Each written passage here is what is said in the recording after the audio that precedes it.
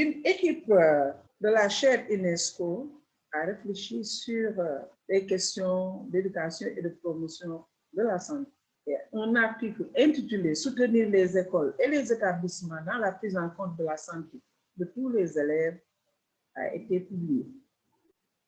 L'on note que des progrès remarquables accomplis dans le domaine médical ont pu très significativement améliorer l'état de santé des populations ces dernières décennies. Néanmoins, de redoutables défis sanitaires s'imposent actuellement.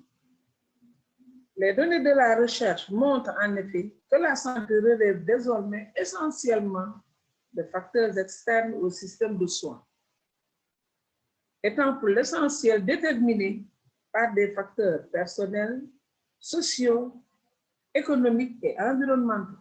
L'on note que l'éducation est reconnue comme étant l'un des principaux leviers d'action.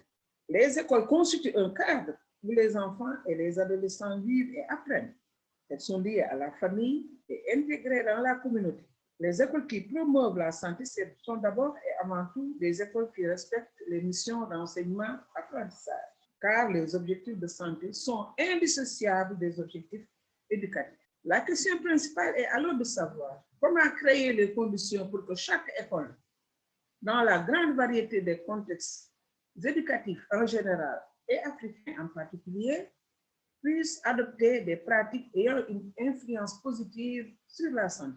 Une approche réaliste de l'éducation à la santé doit être fondée sur les données disponibles concernant les déterminants de la santé, la situation réelle des écoles, les pratiques des professionnels et les mécanismes de changement dans les systèmes éducatifs. Une approche adaptée doit être basée sur nos valeurs, car la santé des enfants et des adolescents est influencée par un ensemble complexe de facteurs culturels, environnementaux, sociaux et économiques. Rappelons que la promotion de la santé ne se limite pas à la prévention, des messages uniquement qui portent sur éviter ou bien des conduites à tenir. Mais les difficultés notées sont liées au fait que les programmes concernent le plus souvent des dimensions spécifiques et très limitées. Ce qui tente de mettre même en œuvre de nouvelles approches ne tiennent pas compte de la cohérence globale des autres dimensions de la santé. En fait, les problèmes qui affectent la santé ne sont pas, loin s'en faut, limités à ces thématiques. De plus, il convient de souligner que les situations des pays africains sont très diverses et caractérisées par une vulnérabilité en général multifactorielle du point de vue socioculturel, environnemental, comportemental et lié au système de soins. Il faut aller au-delà, permettre à chaque apprenant de disposer de connaissances, de compétences et de la culture lui permettant de prendre en charge sa propre santé de façon autonome et responsable. La question est de savoir comment aider toutes les écoles à promouvoir la santé des élèves en contexte épidémique comme en contexte ordinaire.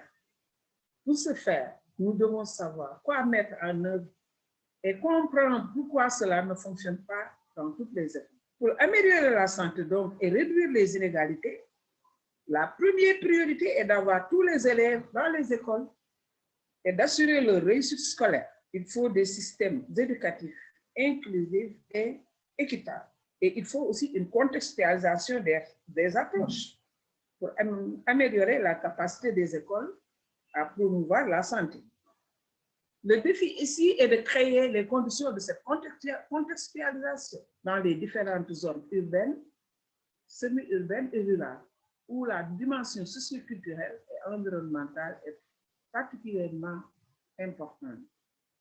Il s'agit de développer le savoir-faire nécessaire pour concrètement améliorer la situation dans chaque. Jeter des ponts entre l'éducation et la santé, contribuer à renforcer la légitimité des écoles, à agir en santé et de valoriser l'expertise scolaire. L'enjeu est bien d'avancer avec les écoles, de les prendre là où elles sont, de valoriser leur travail et de les soutenir concrètement dans l'amélioration de leurs pratiques au service de la santé des élèves. Les interventions sur la santé gardent globalement une efficacité limitée du fait du caractère isolé des interventions et d'une faible prise en compte des contextes. Ces enjeux sociaux appellent une réponse collective et coordonnée de l'ensemble des secteurs impliqués.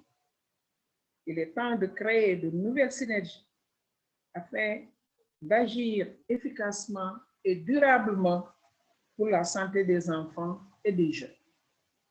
Tous les acteurs sociaux sont concernés par cette dynamique de prévention, de protection et de promotion de la santé. Je cite les familles, les communautés, le système éducatif formel, non formel, comme les daara, les écoles coraniques et les ONG. Je vous remercie.